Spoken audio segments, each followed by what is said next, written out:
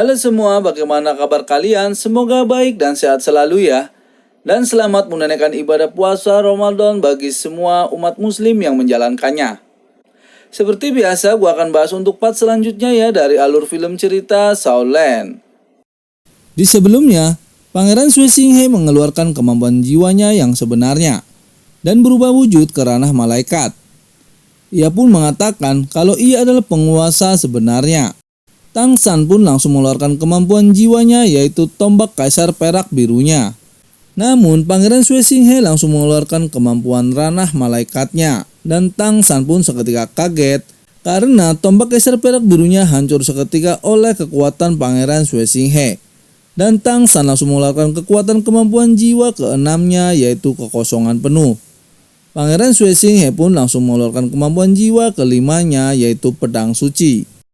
Tang San pun dibuat kewalahan oleh Pangeran Sui Xinghe dan harus mengeluarkan teknik perisai emas tidak terkalahkan. Tetapi Pangeran Sui Xinghe menusuk pedang malaikat ke arah Tang San dan ia pun terpental olehnya. Seketika itu juga Tang San langsung mengeluarkan kemampuan tarian palu acaknya. Dan lagi-lagi Pangeran Sui Xinghe pun mengeluarkan kekuatan jiwanya yang begitu mengerikan, yaitu kemampuan jiwa keenam auman malaikat. Dan membuat tulang eksternal laba-laba Tang San pun hancur olehnya. Namun Tang San masih berusaha menekan dengan kemampuan tarian palu acaknya. Dan Pangeran Sui Xinghe pun kaget dibuatnya karena kemampuan palu acak milik Tang San bisa mematahkan kemampuan jiwanya yang begitu kuat. Dan akhirnya Tang San dan Pangeran Sui Xinghe pun saling menyerang dan membuat mereka semua terpental dan terluka.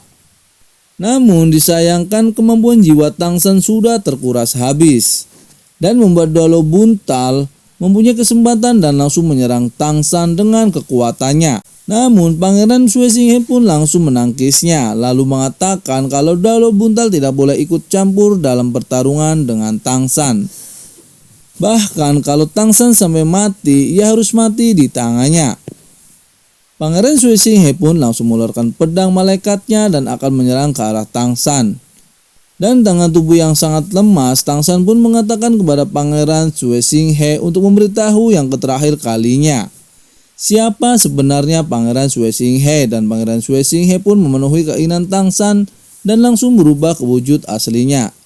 Pangeran Sui Xinghe pun berubah ke wujud aslinya dan ia pun berubah menjadi wanita yang sangat cantik dan membuat semua orang pun terkejut. Dan dia adalah Xian Renxiu, putri dari paus terdahulu Aula Wuhun. Tang San pun mengatakan walaupun ia pria atau wanita cantik, kalau ia dari Aula Wuhun, ia adalah musuhnya. Xian Renxiu pun langsung meluncurkan pedangnya ke arah Tang San yang tak berdaya dan membuat kakek yang Wudi dan Tun Dugubo langsung menolongnya.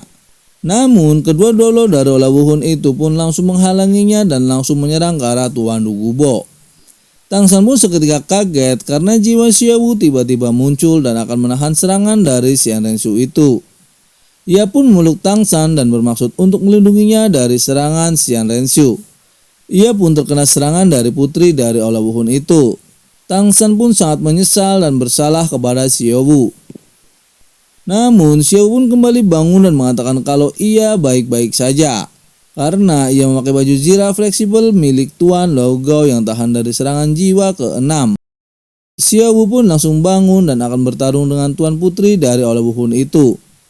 Ia pun langsung menyerang ke arah Xian Renxiu, namun Xian Renxiu pun langsung menyerang Xiaowu dengan kemampuan jiwanya. Xiaowu pun langsung menghindar dengan teleportasinya dan ia pun langsung menghampiri Xian Renxiu.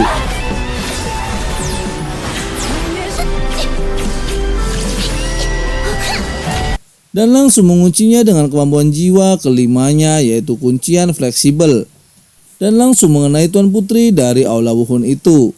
Ia pun terpental jauh dan terluka. Xiaowu pun seketika kembali ke dalam tulang jiwa Tang San. Dan Dalo Tombak Ular memerintahkan kepada semua para prajuritnya untuk langsung menyerang ke arah Tang San. Namun di saat itu juga Guru Tase dan timnya datang untuk menyelamatkan Tang San. Ia pun memberikan sil emas pelindung kepada Tang San. Dan Guru Tase langsung mengeluarkan kemampuan jiwanya dan memerintahkan Lu Shanpo untuk menyerang.